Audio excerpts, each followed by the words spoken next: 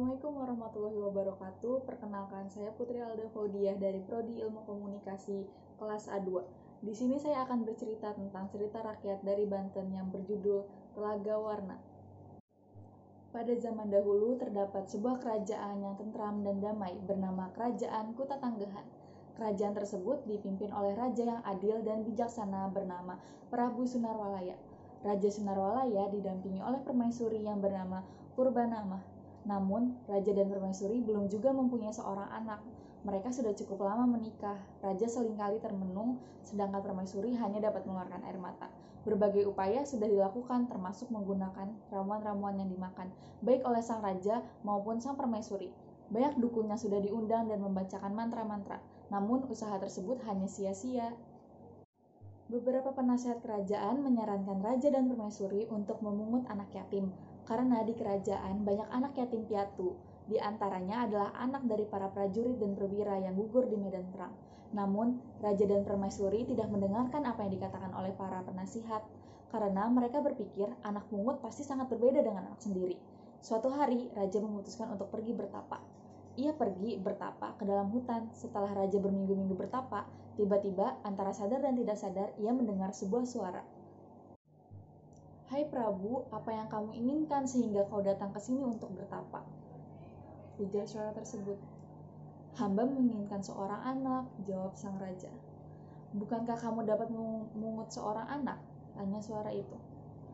"Hamba menginginkan anak sendiri dari darah daging sendiri," jawab sang raja lagi. "Jadi, kamu hanya menginginkan seorang anak sendiri?" tanya suara itu.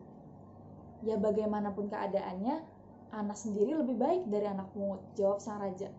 "Baiklah, jika itu yang kau inginkan, sekarang pulanglah." Mendengar suara tersebut, raja pun kembali pulang ke istana. Beberapa waktu setelah kejadian tersebut, permaisuri pun hamil. Seluruh kerajaan merasa sangat senang dengan kabar tersebut. Banyak warga kerajaan yang mengirim hadiah kepada raja dan ratu sebagai bentuk rasa senang mereka.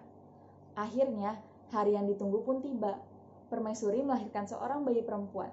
Kelahiran sang putri disambut dengan pesta 7 hari 7 malam. Sang putri pun diberi nama Putri Gilang Rukmini.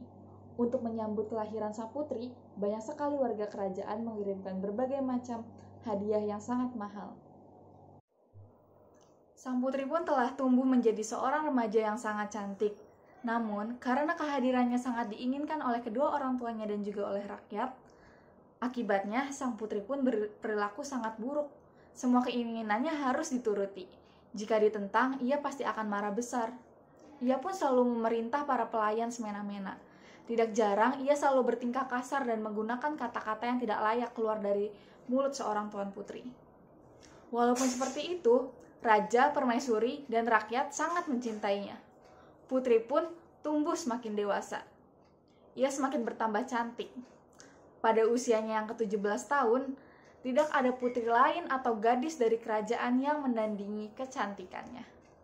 Sebelum ulang tahunnya yang ke-17, rakyat memberikan hadiah kepadanya dari berbagai pelosok. Hadiah-hadiah tersebut berupa barang-barang yang sangat berharga seperti emas, uang, perhiasan-perhiasan, dan permata. Raja sangat berterima kasih kepada seluruh rakyat atas kecintaannya kepada putrinya tersebut. Ia hanya mengambil beberapa perhiasan dan permata. Perhiasan tersebut ia serahkan kepada tukang emas untuk dibuat menjadi perhiasan baru yang lebih besar dan lebih indah.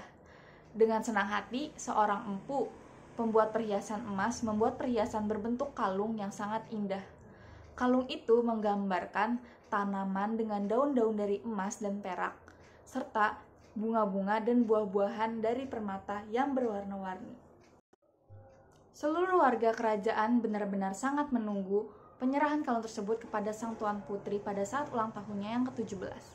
Ketika tiba saatnya, berkumpullah warga Kutatanggahan di halaman istana. Mereka mengarah ke arah anjungan tempat raja dan keluarga istana.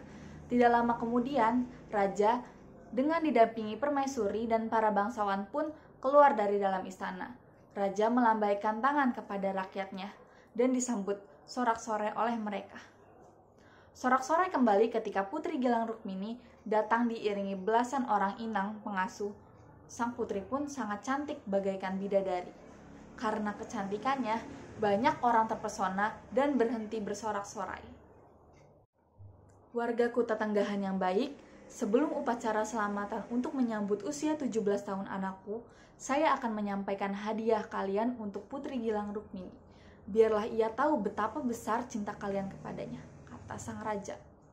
Mendengar hal tersebut, rakyat pun kembali bersorak-sorai.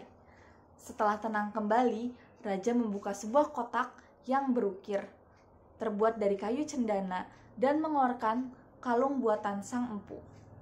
Anakku Gilang Rukmini, ini adalah sebuah hadiah dari warga kerajaan sebagai kegembiraan mereka, karena saat ini kau sudah menginjak dewasa. Kalung ini adalah ungkapan kasih sayang mereka kepadamu. Pakailah nak, supaya mereka melihat kau dapat menerimanya dengan gembira, ujar sang raja. Sang putri pun menerima kalung tersebut. Ia terdiam sejenak melihat kalung tersebut. Jelek sekali kalung ini, aku tidak suka, katanya melempar kalung tersebut. Kalung itu pun putus berceceran. Hadirin pun membisu menyaksikan peristiwa itu. Tidak ada satupun orang yang bergerak dan berkata-kata.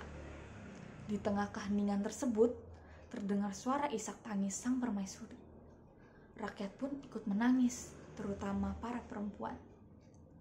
Pada saat yang sama, suatu keajaiban pun terjadi. Tiba-tiba, keluarlah air yang jernih, seakan bumi pun ikut menangis. Air itu pun keluar hingga menjadi mata air yang besar. Dan dalam waktu sekejap telah membentuk sebuah danau. Danau itu semakin lama semakin luas dan akhirnya menenggelamkan kerajaan Kuta Tenggahan dan segala isinya. Namun, danau tersebut saat ini sudah surut. Yang tertinggal hanyalah sebuah danau kecil di tengah-tengah hutan di daerah puncak Jawa Barat. Nama danau tersebut adalah Telaga Warna. Pada siang hari, air telaga tersebut berwarna-warni sangat indah. Keindahan yang penuh warna tersebut sebenarnya bayangan hutan di sekeliling telaga dan langit biru di atasnya. Banyak orang yang mengatakan bahwa warna-warni itu datang dari permata bercerai-cerainya kalung Putri Gilang Rukmini. Nah, dari cerita tersebut, pesan moral dari cerita rakyat Banten, Dongeng Telaga Warna adalah jangan jadi anak yang sombong dan suka merendahkan orang lain. Sifat sombong hanya akan membuat kamu dijauhi oleh teman-teman.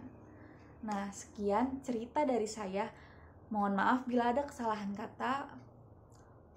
Wassalamualaikum warahmatullahi wabarakatuh.